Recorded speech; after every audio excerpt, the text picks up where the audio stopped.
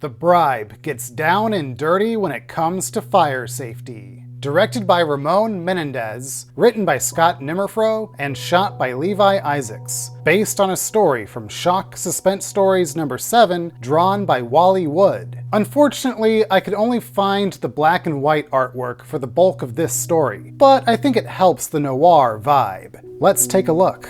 Frank Wilson pays a visit to the Blue Swan Club, a hopping night spot. The place is at capacity. Frank barges into the back office. Nick, the owner, wants to know what happened to Foster, the other fire inspector, transferred out of the district. This is Wilson's territory now. Hundreds of people in the club with only one exit? Wilson is in disbelief that the Blue Swan has been allowed to remain open. Wilson stands to revoke Nick's license, but the businessman may or may not propose that if the inspector forgets what he's seen tonight, he may be well taken care of. Angered by the notion of a bribe, Wilson storms out, intending to report Foster's wrongdoing.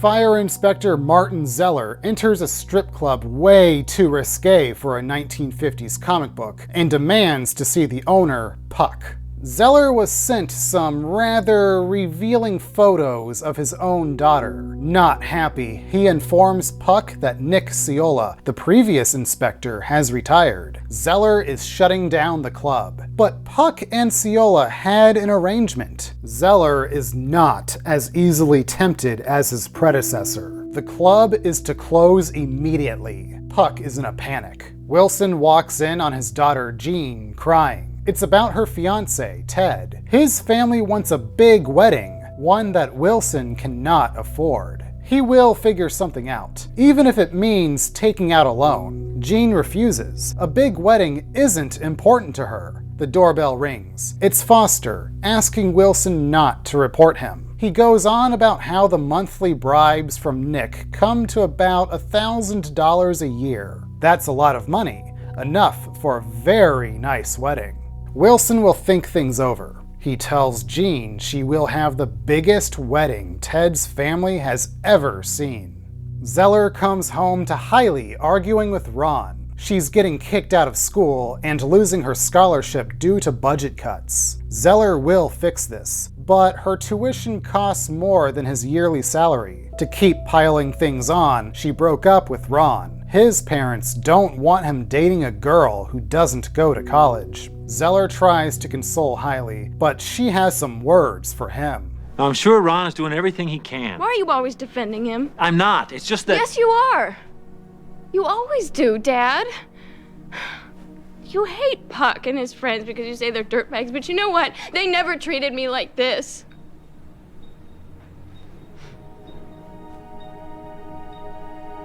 Dad, just go away. We both know there's nothing you can do. Wilson goes back to Nick. He's after a slightly different arrangement than Foster. He wants the full year's payment at once. Nick reluctantly accepts and pays Fire Inspector Wilson off with $1,200. All is well. Jean's wedding is set, and tonight Ted is taking her out on the town. With his daughter gone, Wilson calls it an early night. Hours later, he is awakened by a fire truck's siren.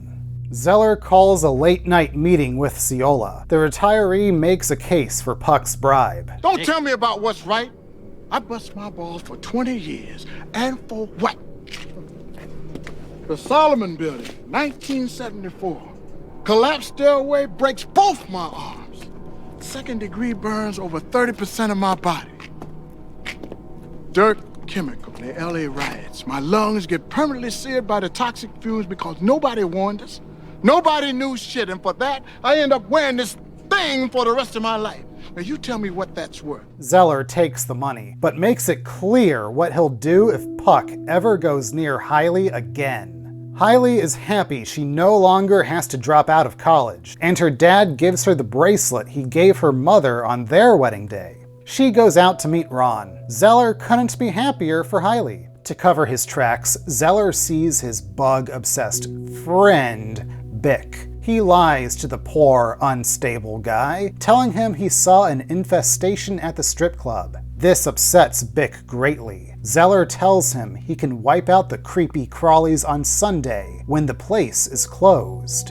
The phone rings. It's Foster. The Blue Swan is up in flames. Hundreds of people are trapped inside. Wilson rushes over. There are only a handful of survivors. Foster is worried. An investigation will surely expose the bribes he and Wilson took. The police captain speaks with Wilson. A photographer working that night offered to help identify the bodies. The captain shows Wilson a photo. Jean was there with Ted. Wilson drifts home, responsible for the death of his daughter, all for a measly bribe. He draws his gun and takes his own life. The phone rings as Wilson's lifeless body is sprawled out on the floor. Elsewhere, the telephone operator tells Jean and Ted there is no answer. Last night, when Jeannie told Ted that her father had to borrow the money for their wedding, the two decided it was best to leave the Blue Swan and elope right away. Her father will be so happy for them. At the burnt-up club, Zeller believes the building is a loss. A party was happening there, and almost everyone perished in the flames. He's called over to the ambulance, where Puck is the only survivor.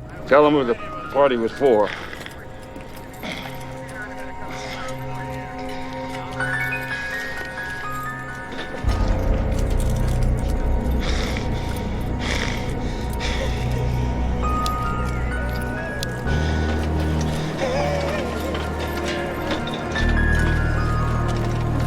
It's not. It was a party for Hailey. Zeller sent his own daughter to her death. Now a broken man, Zeller shoots himself in the head. The answering machine picks up a phone call. It's Hailey, with news that she's eloped. Turns out she left the party early with the club security guard. College boys like Ron weren't for her. She's worried her dad will be mad at her, but her new husband thinks he'll come around. He'd bet her father's life on it. The Bribe is a faithful adaptation, but amps up the sleaze factor. There are some really cinematically staged moments, like when Zeller is talking to Hailey through the wall. Moments like this, along with Terry O'Quinn's performance, add flavor to what is a very simple tale. O'Quinn may seem straight-laced to the extreme, but it doesn't take long before we see his grimy side. The episode and comic are practically the same, with minor variations. I like both endings. The fates were stacked against Wilson in the comic, whereas Zeller manipulates events towards his self-destruction. The final twists are identical, but the episode's daughter ultimately chooses the bad boy. Just as well, Ron clearly had anger issues. My biggest critique for the show is that Hailey's relationship with Puck and the club feels vague. There are clues, but they never quite come together as a clear picture for me. The twist of her marrying Benicio del Toro's nameless security guard could have been more effective if we had actually seen her interact with Puck. This is a time where I feel explicit clarity would have worked better than leaving the audience to piece together the backstory. The Bribe may not fully take care of you, but it does get the job done. As of this moment, your club is mine, to do with as I see fit. And to that end, I want it emptied out, and I want it done now.